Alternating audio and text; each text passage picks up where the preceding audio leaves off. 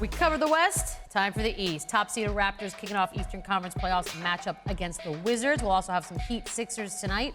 Tomorrow, Bucks Celtics get the day started. LeBron will look to make it 22 straight wins in the first round when the Cavs face the Pacers on ABC. Paul, East first-round upset is when your Wizards beat the Raptors 3 years ago. I mean, I really didn't consider this an upset. For one, we had John, Bradley. I was a veteran leader on that ball club, and that's the only thing that was. Is that when you called game? Oh, I called game a lot of times. So that was one of them. That was one of them. That was one of them, though. But this is a different Raptors team, I understand. And the thing that the Wizards were missing was a veteran presence like myself. Now, John and Bradley have grown into those veterans now, and they're ready to take the next step. This may be the best eighth seed we've seen in a long time. You got good enough for the upset? Yeah, they're good enough for the All-Star. They have 2 All-Stars on their team. You know, how many eighth seeds carry 2 All-Stars? And so they have enough. They have depth with Marcin Gortat, Otto Porter. He's a great addition. And John Wall is back healthy, right in time. If John Wall had been healthy all year long, this probably wouldn't have been an eighth seed team.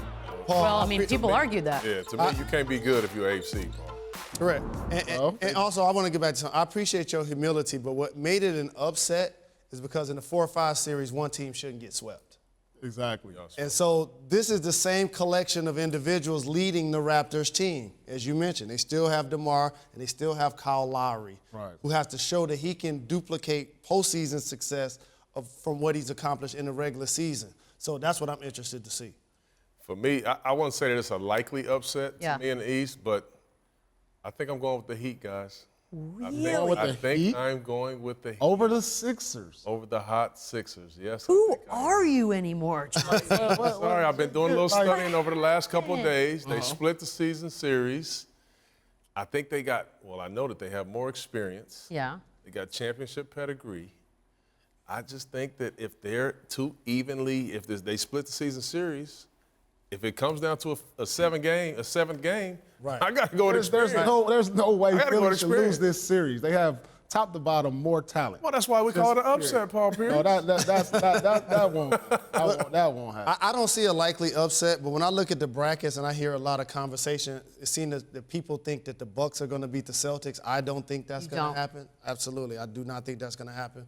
But I do think Philly going to face some turbulence, and it's going to happen today.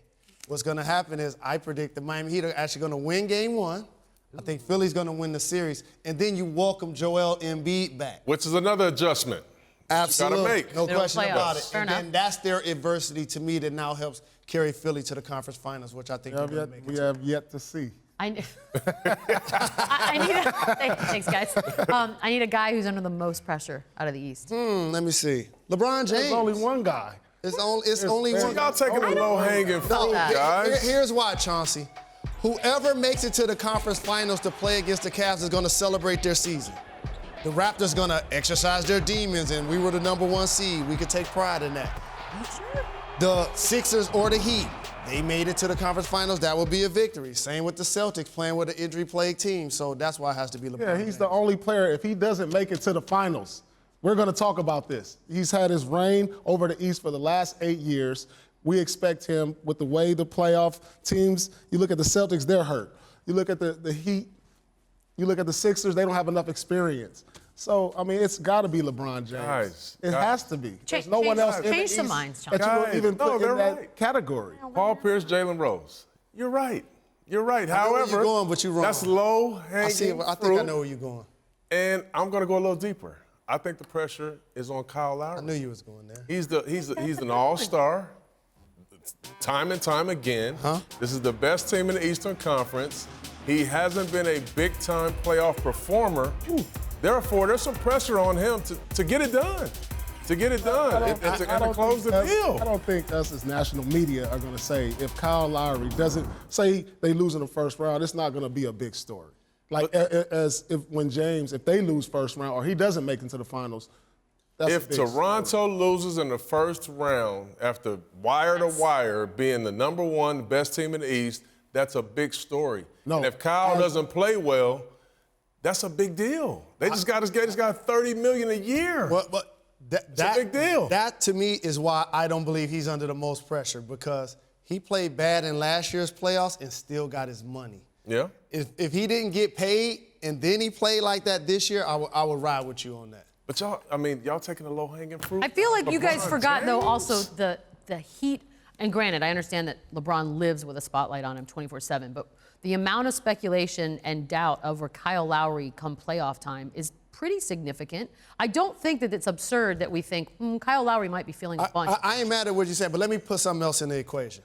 Say LeBron James' team loses in the conference semifinals. First thing we're going to say is he leaving Cleveland? He's also a free agent. Sure. Kyle Lowry's going to be back with the team, and with his contract, it's going to be very hard to move him. Sure.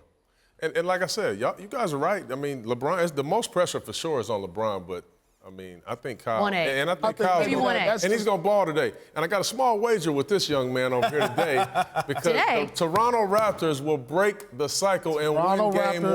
Will go on Okay, 11 we'll get to that. in Game